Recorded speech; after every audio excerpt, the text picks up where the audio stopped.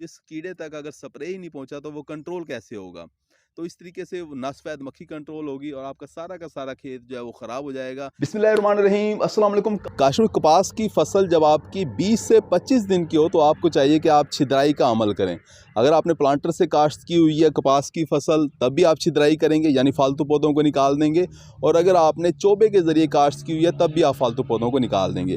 देखें, इस वक्त कपास की फसल जब आप देखोगे तो इस तरह से आपको बहुत ज़्यादा पौधे नज़र आएंगे। एक एक सुराख के अंदर आपको 5-5, 6-6 पौधे नज़र आएंगे। इस वक्त इस सुराख के अंदर 6 पौधे हैं और इस सुराख के अंदर तकरीबन कोई 5 पौधे हैं।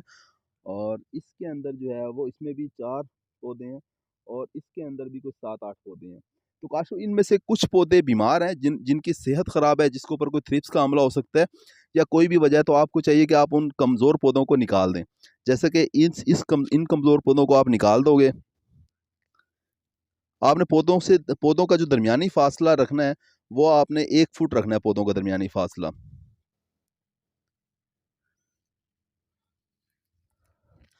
काशू छिदराई के 3-4 फ़ायदे हैं, उनमें से एक फ़ायदा तो ये होता है कि जब आप छिदराई कर देते हैं पौधों की, तो आपकी फसल की बढ़ोतरी जो है पौधों की बहुत अच्छे तरीके से होती है खेत में।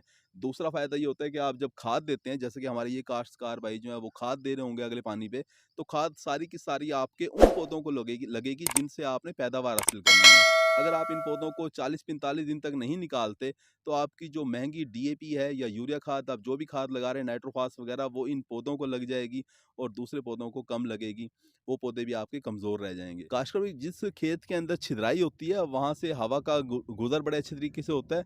हवा का गुज़र अगर अच्छे तरीके से हो तो उस खेत के अंदर बीमारियों का हमला, फंगस वाली बीमारियों का हमला भी कम होता है और कीड़े वगैरह भी उस खेत के अंदर कम हमलावर होते हैं। सबसे बड़ा फ़ायदा जो है छिदराई का वो ये है कि अगर आपने खेत के अंदर छिदराई अच्छे तरीके से की होगी, पौधे से पौधे का फासला 1 फुट होगा, तो उस खेत के अंदर सफ़ेद मक्खी का हमला बहुत कम होगा और अगर होगा भी तो हम उसे स्प्रे करके बड़े ही अच्छे तरीके से कंट्रोल हासिल कर लेंगे। खासकर भी अगर आपने छिदराई ना की, यानी कि 2 से 3 महीने के बाद आप ये लोग ये कह रहे होंगे कि सफ़ेद मक्खी का बहुत ज़्यादा हमला हुआ है और किसी भी स्प्रे से वो कंट्रोल नहीं हो रही सफ़ेद मक्खी। खासकर भाई होता क्या है कि जब हम छिदराई नहीं करते, एक-एक सुराख से 5-5, 6-6 पौधे निकलते हैं, बहुत करीब-करीब पौधे लगे होते हैं, खेत के अंदर पौधों की तादाद बहुत ज़्यादा हो जाती है। तो उस वक़्त जब आप स्प्रे करते हैं सफ़ेद मक्खी के लिए कोई भी स्प्रे कर लें, वो स्प्रे जो है वो नीचे तक नहीं जाएगा। यानी जब जिस कीड़े तक अगर स्प्रे ही नहीं पहुंचा तो वो कंट्रोल कैसे होगा। तो इस तरीके से वो ना सफ़ेद मक्खी कंट्रोल होगी और आपका सारा का सारा खेत जो है वो ख़राब हो जाएगा।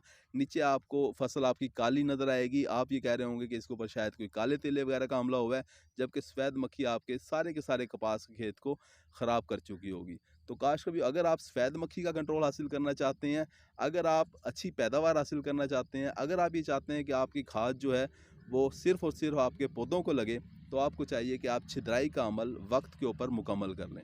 उम्मीद है कि वीडियो आपको समझ आ गई होगी। अपना ख्याल रखिएगा। अल्लाह हाफ़िज़।